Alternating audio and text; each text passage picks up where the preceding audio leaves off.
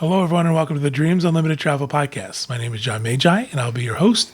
And in this episode, we're going to be answering your questions about Walt Disney World in Florida, the Walt Disney World Resort in Florida.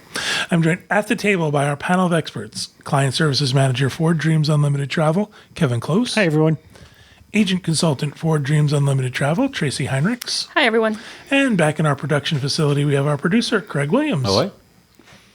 So thank you, everybody, for tuning in this week's episode. We're going to take some of your questions and answer them about Walt Disney World specifically. And I'm glad you guys are here to help me with these answers for sure, as always, because sometimes they get me in the weeds and I'm not sure I know the answers to everything. So let me explain real quick. These are questions that either have come in from previous episodes, have come in through YouTube, through our comments. Sometimes I go out to the Diz boards and look to see what people are asking, and sometimes they're direct questions. If I don't get to your question, just know that we've probably saved it for a future show. Only so many we can do in an episode. All right, so getting started. Our first question. My family is planning a Disney vacation this year. How do we decide when to book? Is it best to wait for a discount or book now, hoping for a discount? Tracy. All right. Book now. Right. Don't hope for a discount. This is the thing. We are always saying book when you know your dates, book when you decide you're going. We're finding that even with discounts, sometimes booking early is still your best price. So, for example, if you want to stay at a deluxe resort, there's a big range per night from a standard to a theme park view. Standard always sells first. So by the time the discounts came out, it may only be on theme park views. Therefore, the price is going to be higher than what you would have gotten at your standard. We found last year, too, I apologize for interrupting you, but last year we found that a discount came out. It looked really good, but people were booked under the old ticket price. Right. There was a ticket price increase in between the time that they booked and a discount came out, so the price was higher even with the discount. We also saw dining plan increases mid-year. So there's all kinds of factors involved. So I still say book soon, book what you want, book what you can afford, book where your budget's at. Because if people are booking above budget, hoping for a discount, I think, first of all, your disappointment is going to be greater. Mm-hmm. But also, there's just no guarantee anymore. We talked on a previous show about free dining and how limited that was to something like 15 check-in days or something. So we don't know what's coming. So you have to book early. You have to get in. Dining tickets, we know they're going to increase. We actually saw last year, too, partway through the year, some resort prices increased. Right.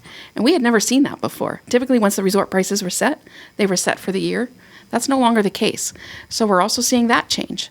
So book early. We say this all the time. Book with Dreams Unlimited Travel will help you get the discount.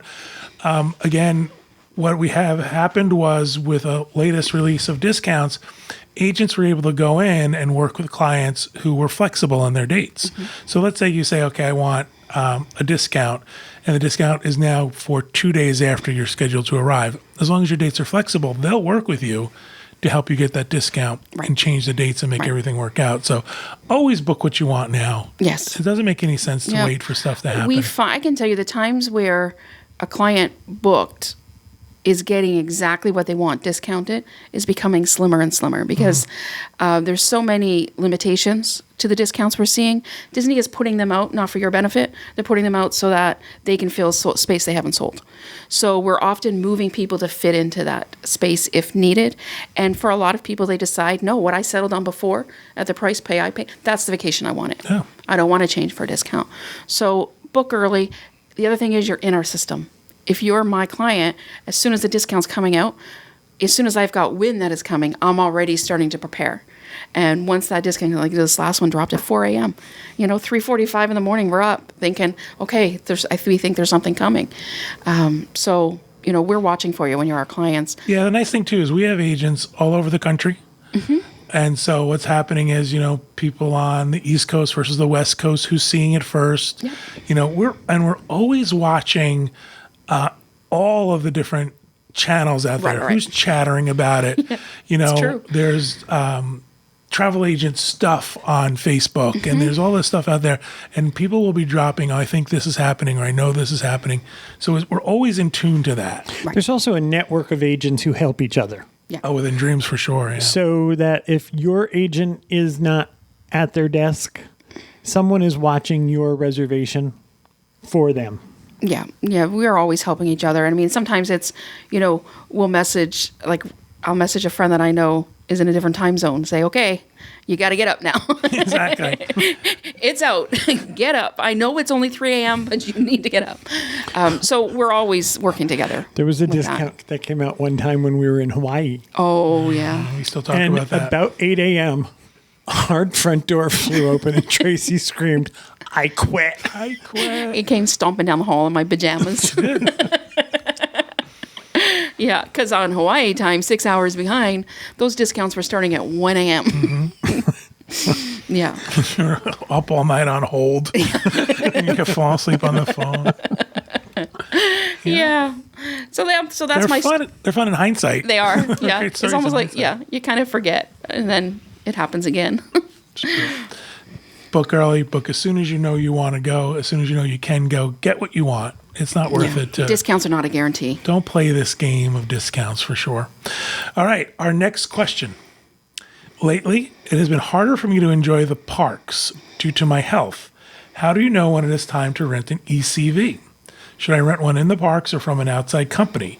How do I get to the parks from resort with an ECV if I don't get a Disney one? All right, we have some experience in this area. We do. So Kevin's accepted the ECV earlier than I did. I have a knee problem. I have a knee problem and I have a drop foot from an injury in the 80s, 1980s, not my 80s. If you're going to rent a Disney scooter, it's good from the front gate of the park till you leave the front gate of the park. And then you have to find your own way of getting to a resort. To your car, to the bus. To your car, to the monorail, to the bus, that your scooter stays at the park. If you rent from an outside vendor, and there are several, they drop it off at your resort usually, and you pick it up there, and then you have the scooter for all of your stay, not just in the park. And there are people who will say, I can get to the front of the park, I'll just rent a scooter there. Yep. That's entirely possible, but you are also then... There are, on busy days, scooters sell out. So it's a game of roulette. Mm-hmm. If you rent a scooter from an off-property vendor, you are guaranteed your scooter and you have it for the entire part of your day to the resort. Because you can, if you're staying at the boardwalk and you're staying at that hotel room that's basically in the backyard of France, you're still going to need a scooter to get from the front door of the boardwalk to your hotel room. Sure. Talking about renting scooters as well, Disney's had some recent changes. Currently, as I'm saying this now, it might change tomorrow. Scooterbug is the only company that has the contract. So they are able to leave your scooter that you've previously rented from them. They're allowed to leave it at luggage services for you. You go to luggage services, you get it from them, you leave it there, they pick it up after you're gone.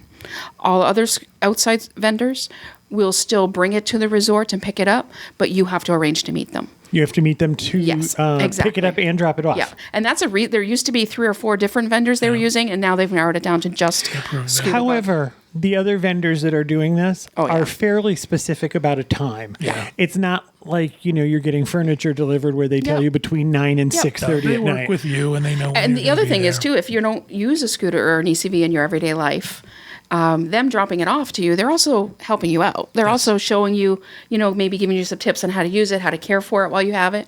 So that it's not necessarily a bad thing that you're meeting with somebody.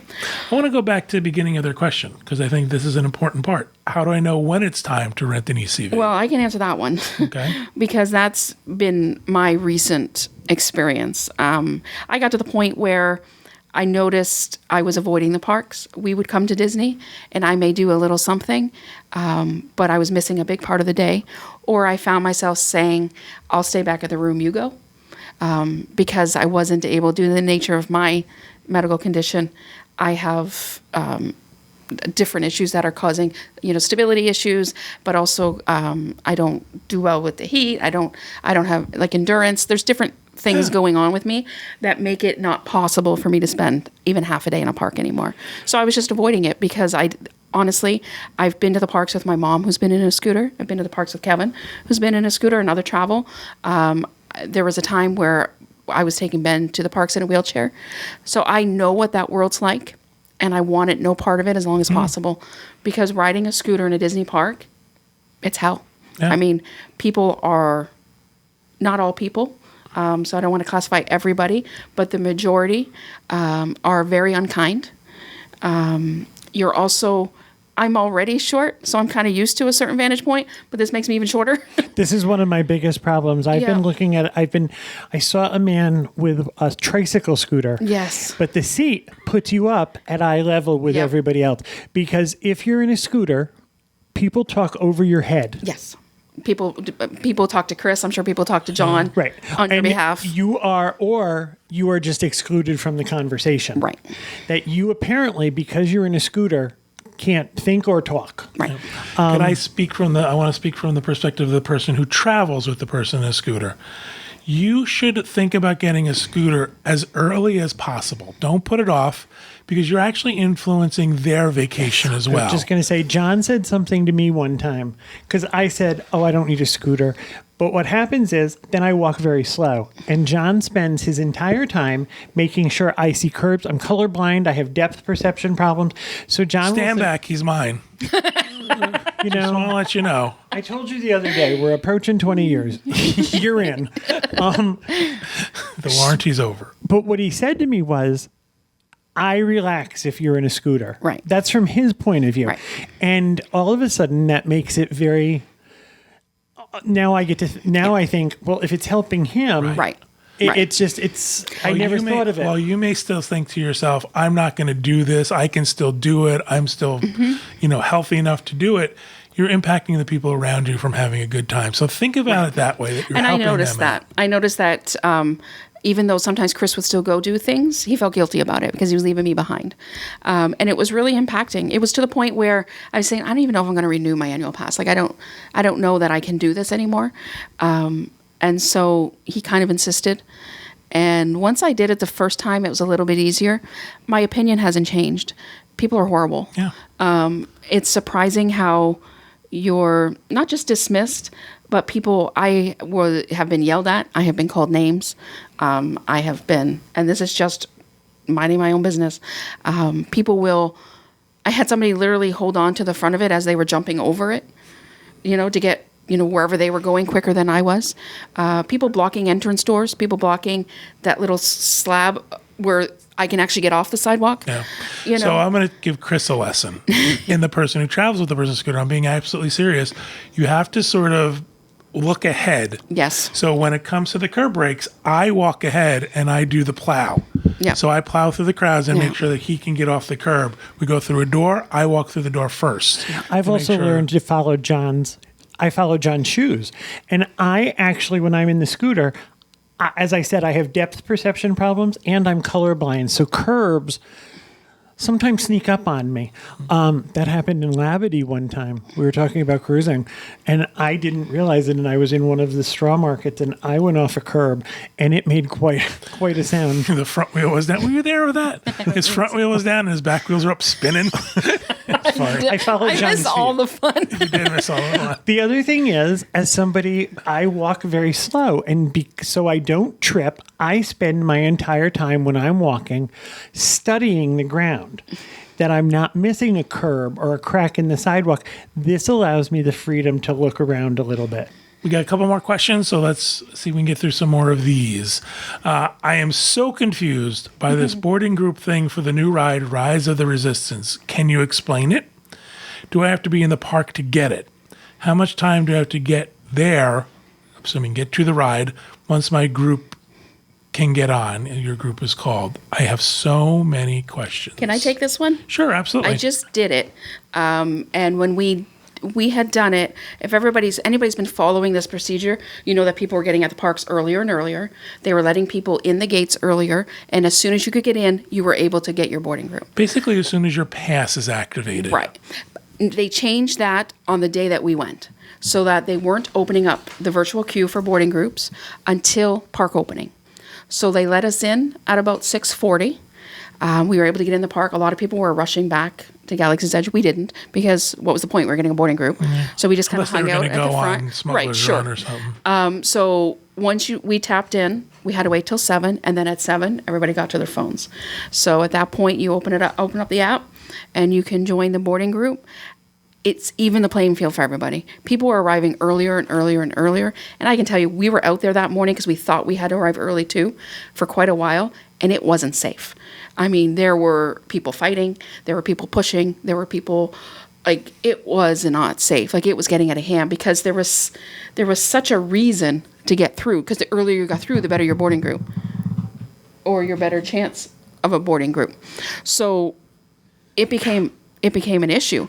And there was a lovely lady in front of me with her 2 sons from New Jersey, and she had said hi. She watches the show, so she was lovely. And I felt worried for her and her sons trying to get through this push.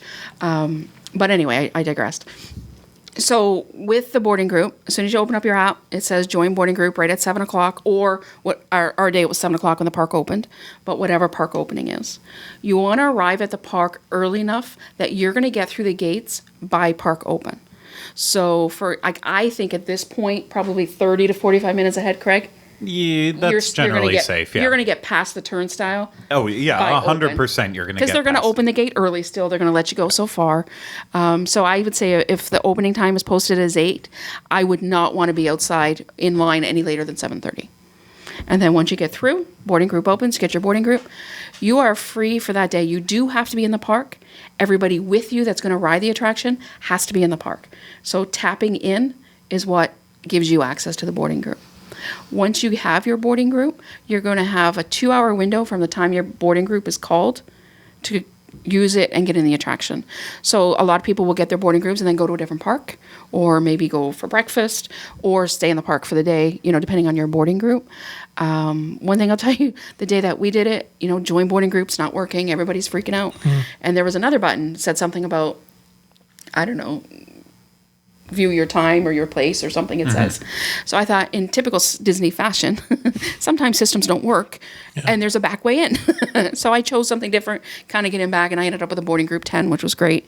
But the boarding groups are amazing. I think it's great. I think it's allowing more people to ride, gives everybody a fair advantage by opening when you get in. And once you get to the attraction, they're only calling so many boarding groups at a time. Once you get to the attraction, for us anyway, it was a very smooth in. I don't think we're getting long queues. I think what maybe 20 or 30 minutes is the longest I've heard. No, I would say about 60, 70 is the longest it can get you out. heard, Wow. yeah. Okay. And that's often, I guess it's still breaking down a little bit. Yeah, I can say that's so usually if there's breakdowns. breakdown. Well, or right after a downtime and it comes back up, because anyone who missed their boarding group because of it or had to be evacuated from the queue, they can all just rush it and then cause a backup. So it's not, but you are absolutely right. It's usually about 20 to 30 minutes. So you got in the park. Let's just say it's 7 a.m. The park Yep. opens. You're there. You got boarding group 10. Yep. What time was boarding group 10 called? They didn't open the attraction that day until about 7:30, 7:45. I believe there were some earmarked owners in the attraction that morning, and it was delayed opening. Oh, you went the morning of the Yeah. owner summit. Yeah, Yeah. I did not. Do you know what they had to do? They had to be in the parks at 4:30 a.m. And you didn't go? I was lucky enough. I got to go to the media Yeah. event and walk Yeah. right on. So that was happening that morning. So the attraction opened a little bit later. Park opened at 7. About 7:30, 7:45, they opened the attraction. At 8:30, we were out of the park. We had done the attraction. We were done. Wow. It was very quick. Once they started calling them. Wow. At that day, at about 7:40, all the boarding groups were gone for the day. 7:40 a.m. a.m. All the boarding groups Wow. are gone. Okay. So they are going in the morning. Your commitment is to get there at opening. You may not get a boarding group until that night, which was fine with us as well. It didn't really matter. But if you're not there in the morning at this point, you're not going to get a boarding Yeah. group. They are opening up waitlist boarding groups. I don't know what they're officially calling them. They're the waitlist boarding groups that, there is a guarantee. Nothing's guaranteed, obviously, with a new attraction. Anything could ever happen with it. But based on their best guess about how many ride vehicles they have, the reliability of the attraction, they can basically surmise that they'll be able to give out so many boarding groups during the day, and then have the wait list where extras can take part in it too, and they might not get it. But a lot of that was in in response to when it first opened up those first couple weeks, where people that didn't make it into their boarding group that they were guaranteed to get into, they were being given one-day park tickets. admission Yep. and fast pass good for 10 years for the attraction. But they've that's no longer Right. in the running because of how they've made these changes. But just the ride has come so far since those first weeks. I mean, they were struggling with ride vehicles when it first opened. Boarding groups were only going up into the low hundreds. Over the holiday week, I think they were giving boarding groups out. Granted, the hours were 6 a.m. Right. to midnight, but they were giving out boarding groups all the way through, I think, the low 200s, Oh, wow. like 230 or Yep. so. So a lot more people are getting on this ride now Yep. than they were a while back. And with the changes at the 7 a.m., everyone gets in the lottery right at the same time instead of making it priority for those who were there first. It's frustrating to people who are more gung-ho and like, no, Mm-hmm. I'd rather get there at 3 a.m. and be first in and be in boarding group 1. But it's really, to make sure people aren't doing that, I think it's a nice, fair system. So So someone doesn't have a phone. How do they get a boarding group? There are people there with whatever their iPads iPads. or whatever are, and they can help you get into a boarding group. So you go in at 7 a.m. when the park opens and you go to see one of these cast members and they'll give you a and boarding they group. give you a boarding group. Then how do you know when your boarding group is called if you don't have a phone? they have boards literally scattered Yeah. all around the park that tell you what the boarding group is. And I talked about it on a Diz Unplugged show a while back, but I would recommend keeping an eye on those as well as refreshing your phone. It's supposed to send a push notification to your phone if you have that set up. I have that set up for my Disney experience. I get push notifications all the time, whether it's photos, guest experience teams are in the park, blah, blah, blah. I did not get mine for my Rise of the Resistance. And if we didn't have a friend who texted us about it, we probably would have been, an hour into our appointment by the time we actually noticed it. So keep an eye on the boards around. So your boarding group is called wherever you are. You have a 2-hour window to physically be in the queue. Yes. And so you're going through a turnstile of some sort and showing yeah. someone your boarding group. They kind of have a barrier set up with cast members with iPads that will scan your park admission that is linked onto it, and as long as it comes up that you have your boarding group and you're in that window, then they will let you through. So and you then you go into scan the your queue. magic band and that'll prove that you're in that boarding group and then you get in and you're saying 20-minute, 30-minute, maybe an hour wait in the queue depending on what's going on. So, but I'm surprised that you were, for boarding group tenant, you were called so early. I don't think they start at 1. I've heard different people say they start at 4 or 6. Yeah, I have never met anyone who's gotten one, but I thought when it first opened, I was like, oh, they start at 10. And then I saw lower numbers. So I'm not 6 is the lowest I've seen, so I don't know where they start. But yeah, it was very quick. And I think because as soon as our boarding number came up, we were right there. We were waiting to do it because we were going on to somewhere else. So we weren't somewhere else in the park coming. So that maybe as the boarding groups get added, there's more and more people wandering from other areas and then backing it up. We were still early enough that we were just walking right Has any through. of the times you've been there, the queue line been out of the queue past the queue? Just right there? Okay. No. Queue management has been really, really wonderful. Good. Good. All good Really to hear. good. All So good don't be information. scared of it. That's the moral. It's, just make sure you tap in by opening. And as soon as you tap in, open up the app, join a boarding group, and go enjoy your day. Yeah, and if you don't need to ride first thing in the morning, the lottery can make it that you don't even know if you're going to ride first thing in the morning. But if you're flexible and you're like, yeah, I can wait until later in the day, yeah, you have probably about an hour to be in the park. Yeah. You're never going to ride twice in one day, right? This is never going to be It enough. wouldn't let Yeah, me it get won't into let a you. second boarding group. I tried because there was still the backup boarding group was still open. So I wanted to know if you could, and I tried, and it said you've already been in a boarding group today. Okay. Interesting. I was like, it feels like Disney has really figured this out Yeah. for this super popular I wish they had done ride. it with Flights of Passage.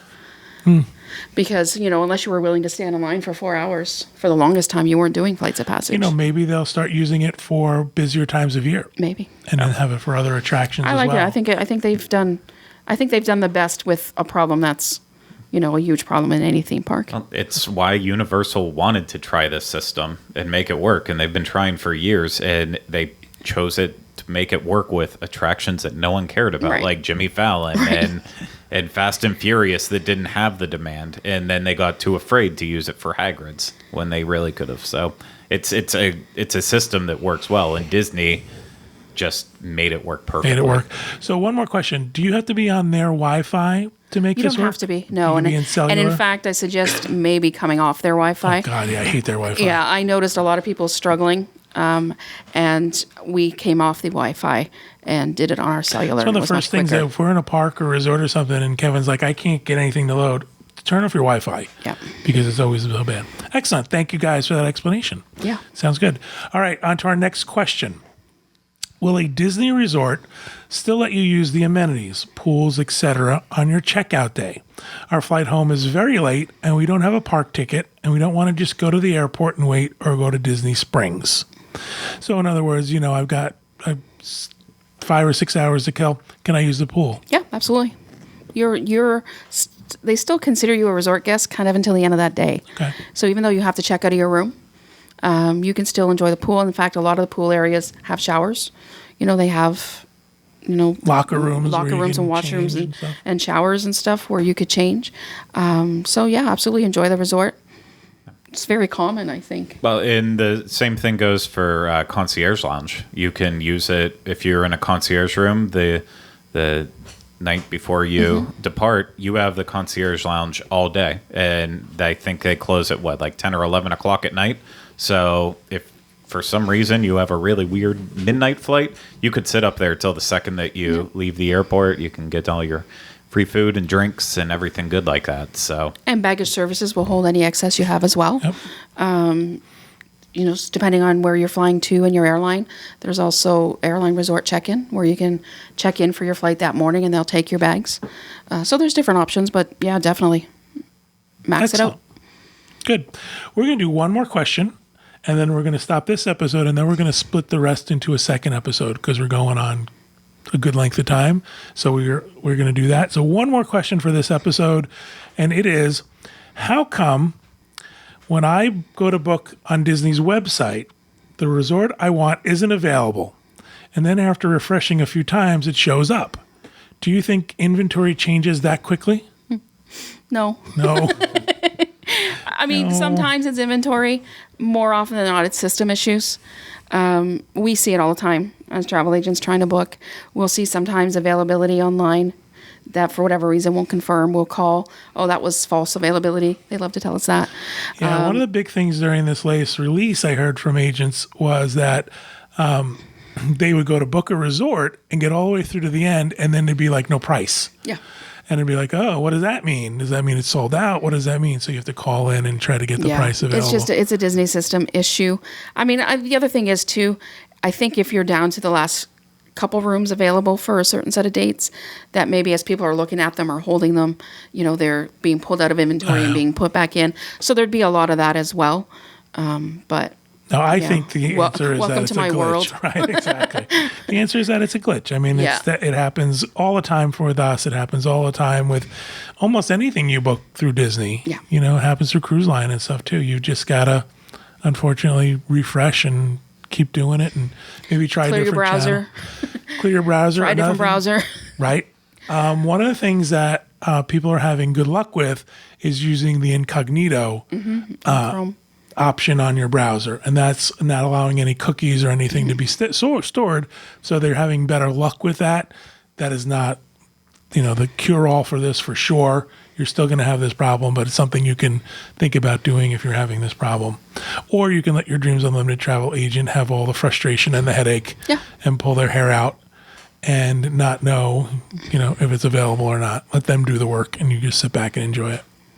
All right, that's going to do it for this episode. We're going to come back next week and finish up our questions and answers for Walt Disney World. Thank you guys for helping me with those. I appreciate it. Thank you, everybody at home, for listening and watching.